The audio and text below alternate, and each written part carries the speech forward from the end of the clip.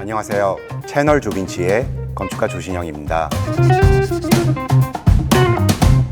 여러분은 도시를 형성하는 데 있어서 가장 중요한 요소가 무엇이라고 생각하시나요? 저는 물과 기후가 그 핵심이라고 생각을 합니다. 최초의 문명 도시인 메소포타미아부터 우리가 살고 있는 현대 도시들까지 수많은 문명과 도시들이 번영할 수 있었던 것은 물과 기후의 영향이 큰 역할을 하지 않았나 싶습니다.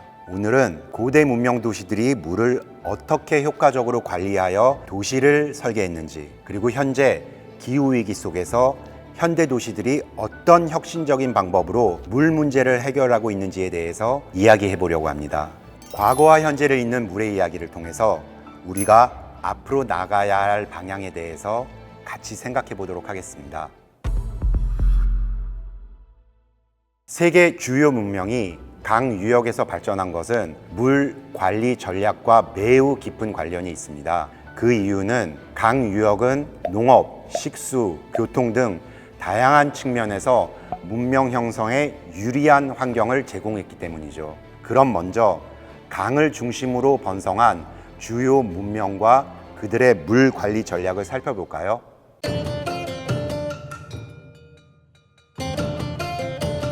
먼저 메소포타미아 문명의 물 관리 시스템을 소개해 드리도록 하겠습니다. 농사를 짓기 위해서 논, 밭 같은 농경지에 물을 대는 것을 관계 시스템이라고 합니다. 메소포타미아 문명의 관계 시스템은 다양한 요소로 구성되어 있습니다. 운하, 제방, 저수지, 배수로의 네트워크를 구축하여서 강물의 흐름을 조절하고 가뭄과 홍수를 대비했죠.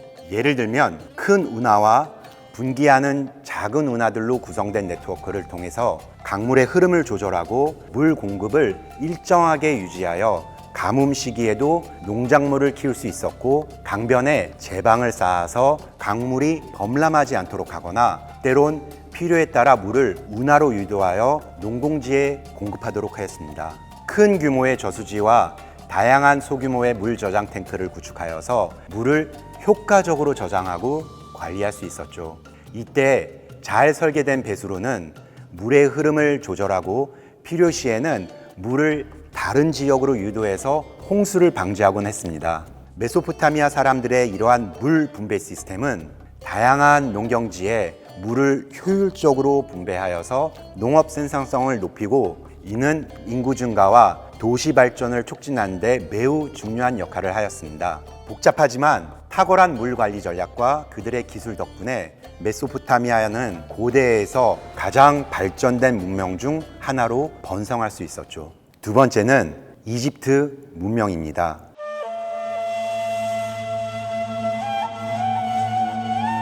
고대 이집트인들은 나일강의 홍수 주기를 이해하고 예측해서 농업 활동을 계획했습니다. 즉, 주기적인 홍수로 인한 강의 범람을 역이용하여서 다양한 전략을 세웠던 거죠. 나일강의 사람들은 매년 이디오피아 고원에서 내린 비로 인해 홍수의 주기가 규칙적인 것을 발견하고 이 패턴을 기록하여 다음 해의 홍수를 예측하였습니다. 강의 범람을 예측하는 것은 농업 활동을 계획하는 데 매우 중요했었죠. 우선 이집트는 홍수와 물 관리를 위한 체계적인 관료 시스템이 존재했습니다. 물 관리 담당 관료는 나일로미터를 통해서 농업 생산량을 계획하였고, 이에 따라 세금을 부과하는 도구로도 사용했습니다. 이 밖에 인더스강, 중국의 양쯔강 또한 강 유역의 풍부한 물 자원을 활용하고 탁월한 물 관리 전략을 통해서 농업 생산성을 높이고 환경에 적응하며 도시를 더욱 번성시켰습니다. 물 관리, 그리고 물을 관리하는 기술의 발전은 이러한 고대 문명들이 장기간 번성할 수 있는 매우 중요한 요소였습니다. 그럼 우리나라는 어땠을까요?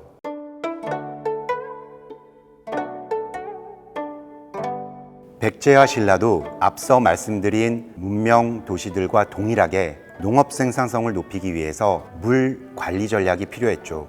백제는 저수지를 건설하여 홍수 시기에 물을 저장하고 가뭄 시기에 농업 용수로 사용하여서 물 공급을 안정화하였습니다. 백제의 정원으로 알려진 충남 부여의 궁남지가 저수지의 역할을 했죠. 신라의 경우 운하를 통해 농경지로 물을 공급하고 수로를 통해 교역을 촉진하기도 했습니다. 하천 주변에 제방을 쌓아서 홍수를 방지하고 농경지를 보호했습니다. 고려 시대에서는 수문과 보를 이용하여 물을 저장하고 농경지로 공급하는 체계적인 또 다른 물 관리 시스템을 구축하기 시작합니다.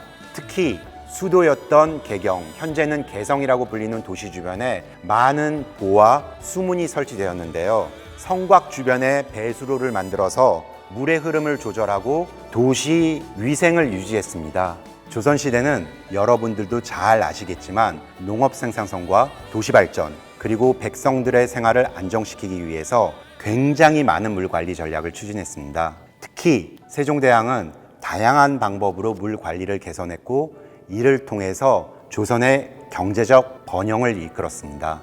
세종대왕은 제원 설치와 보건설, 수문과 저수지 건설뿐만 아니라 물 관리 기술을 발전시키기 위해서 전문가를 양성하고 중국의 기술을 조선의 방식으로 적용하거나 물 관리 기술자들을 양성하기도 했습니다.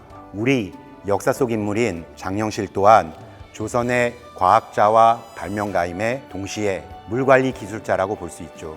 세종대왕과 장영실의 협력을 통해 조선은 과학기술과 농업, 물 관리 등 여러 분야에서 큰 발전을 이루었고 이들의 노력이 조선을 과학적이고 효율적인 사회로 발전시키는데 매우 중요한 역할을 했다고 볼 수 있습니다. 자, 그렇다면 본격적인 이야기를 하는 데 앞서 우리가 현대 도시의 물 관리 전략에 대해서 먼저 이해해야 할 두 가지 요소가 있습니다. 그것은 바로 기후와 기후 위기입니다. 산업화 이후 화석 연료의 과도한 사용으로 인해 지구의 기후는 고대 시대와는 상황이 크게 변했습니다. 이산화탄소 배출량은 급격히 증가했고 이는 지구 온난화를 초래하며 지구의 온도를 빠른 속도로 상승시켜서 너무나도 심각한 극단적인 기후 위기를 만들어내고 있죠. 이 극단적인 기후 위기 중 홍수로 인한 하나의 사건을 이야기하자면 파키스탄을 이야기해 볼 수 있을 것 같습니다. 파키스탄의 경우 2010년에 이어서 2022년 홍수로 인해 전체 인구의 15% 이상이 심각한 피해를 입었습니다. 수천 명의 사망자와 부상자, 대규모 이재민 발생은 물론 파키스탄의 주요 농업 지역은 홍수로 침수되어 농작물과 가축도 대규모로 피해를 입었는데 이는 국가 경제에 큰 타격을 주었으며 국가 식량 안보에도 영향을 미쳤습니다. 이 어마어마한 홍수는 도로, 교량, 통신망 등이 파괴되어 심각한 피해로 이루어졌으며 당시 구조작업과 구호 물품 전달에도 큰 어려움이 있었습니다. 또한 홍수 후 물과 식수가 오염되어서 보건 및 위생 문제까지 심각했습니다. 파키스탄 정부는 대규모 구조와 구호 작업을 수행하려 했으나 자원 파괴와 부족 사태로 국제사회의 도움이 필요했고 전 세계 여러 나라와 UN, 적십자사, 세계은행 등 다양한 국제기구와 기관이 지원에 나섰습니다. 이와 같은 대규모 재난, 홍수는 기후변화의 영향이 얼마나 심각한지를 보여주며 향후 재난 대비와 기후변화 적응 전략의 중요성을 일깨워 주었죠. 우리나라도 이러한 기후위기, 홍수로 인한 큰 피해가 있었습니다. 2022년 여름 서울과 수도권 지역에서 115년 만에 기록적인 집중호우가 발생했습니다. 이는 기후변화로 인한 이상기후의 현상의 일환으로 해석되기도 합니다.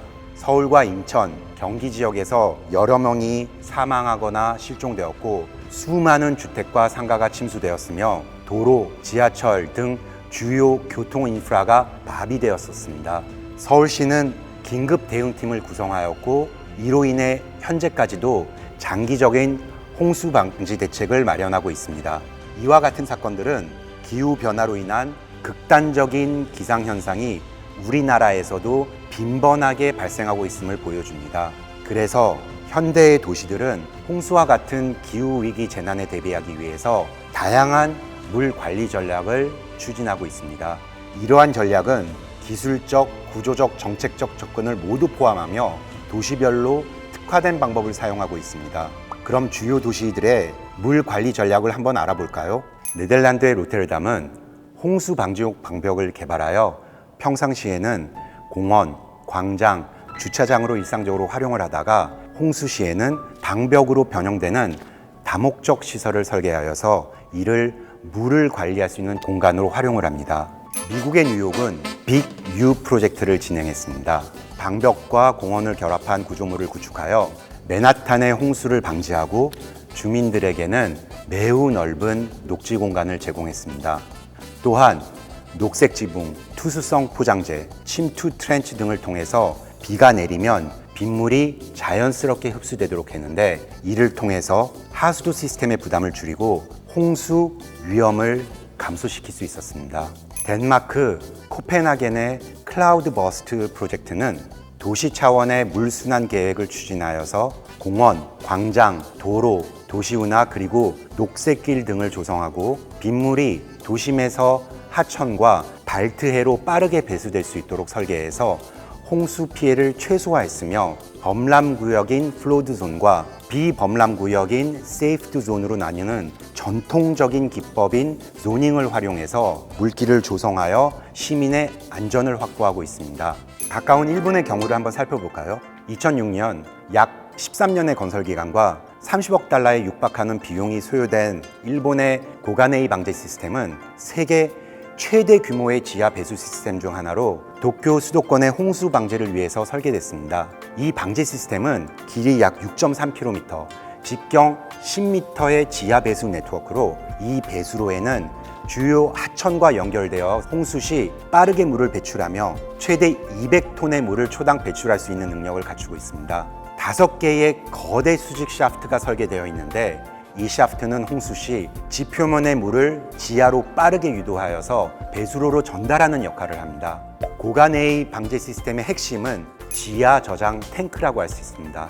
수직 샤프트와 배수로를 통해 유입된 물을 임시로 저장하는 곳인데, 그 양이 무려 67만 입방미터로 세계 최대 규모라고 합니다. 이 고가네이 방제 시스템은 완공 후 도쿄 수도권의 홍수 위험을 크게 줄였고, 특히 집중호우나 태풍의 피해를 최소화하는 데 매우 중요한 역할을 했습니다. 고가네이 방제 시스템은 일본의 첨단 기술과 혁신적인 접근 방식을 통해서 자연재해에 효과적으로 대응하는 대표적인 사례입니다.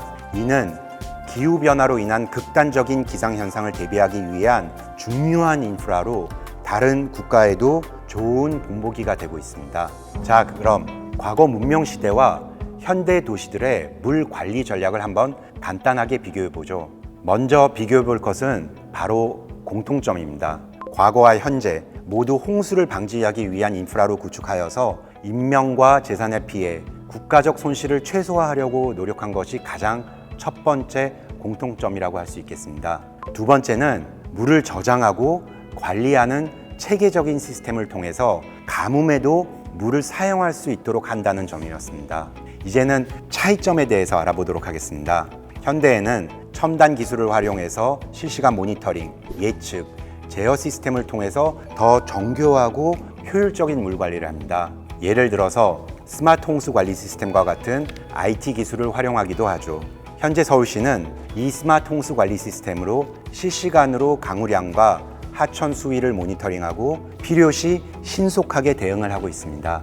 두 번째 차이점입니다. 현대의 물 관리 시설은 단순한 홍수 방지뿐만 아니라 앞서 소개해드린 평상시에는 공원이나 레크리에이션 공간, 휴식 공간으로 활용되는 등 다목적 사용이 가능하도록 설계하고 있다는 점이 큰 차이점입니다. 앞서 소개해드린 일본의 고가네이 방제 시스템은 그 규모와 기술적 위상 덕분에 관광 명소로도 활용이 되고 있습니다. 현대 도시의 물 관리 전략은 환경 보호와 지속 가능성을 고려하여 설계되고 있습니다. 저를 포함한 많은 건축가들은 도시의 물 관리 전략에서 환경 보호와 지속 가능성을 고려하여 녹색 인프라와 같은 친환경 기술을 도입하여 자연과도 공존을 도모합니다. 건축가들은 재생 가능하고 지속 가능한 건축 자재를 선택해서 건축물이 환경에 미치는 영향을 최소화하고 수자원을 절약하면서 에너지 효율성을 높이기도 하는데, 이것도 또한 환경과 지속 가능성에 대한 설계로 볼 수 있겠습니다. 저도 마찬가지지만 많은 건축가들이 도시 설계 시 물 관리 전략을 많이 고려하고 있습니다. 기후위기로 인한 홍수 대비는 물론 도시 전체의 배수 시스템, 저류지, 녹지 공간 배치 등 도시 전반의 물 관리 효율성을 높이기 위함이 필요하기 때문이죠.